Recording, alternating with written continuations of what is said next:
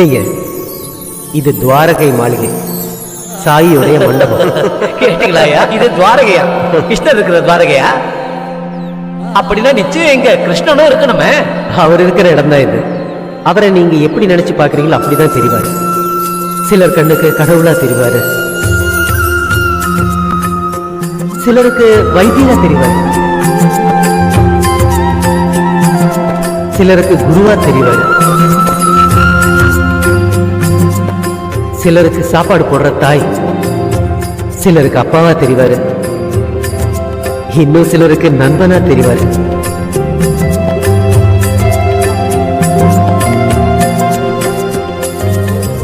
இந்த சிறுடி மக்களுக்கெல்லாம் வாழறதுக்கு சொல்லி கொடுத்து அவங்க எல்லாருடைய மனசுலயும் வாழ்ந்துகிட்டு இருக்காரு.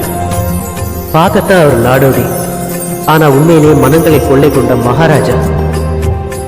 அவருடைய கருணை உள்ளத்தால எல்லாரையுமே அவர் வசப்படுத்தி வச்சிருக்காரு. இவ்வளவு அம்சமும் பொருந்தி இருக்கிறதுனால அவரை கிருஷ்ண பரமாத்மான்னு சொல்றதுல தப்பு இல்லைல்ல. அப்படி இருக்கும்போது இதை மதுரான்னு சொல்லலாம், பிருந்தாவனம்னு சொல்லலாம், துவாரகைன்னு கூட சொல்லலாம் இல்லையா? நீங்க உங்க மனசுல எதை நினைச்சு பாக்குறீங்களோ அதே மாதிரி தான் இந்த இடம் உங்களுக்கு தெரியுங்க.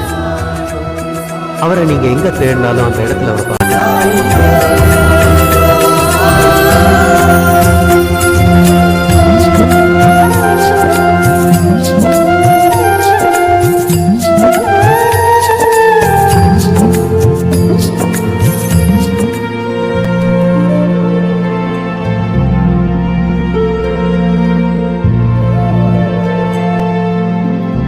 இதோ இந்த மண்ணில் அவர் காலடி பதிஞ்சிருக்கு.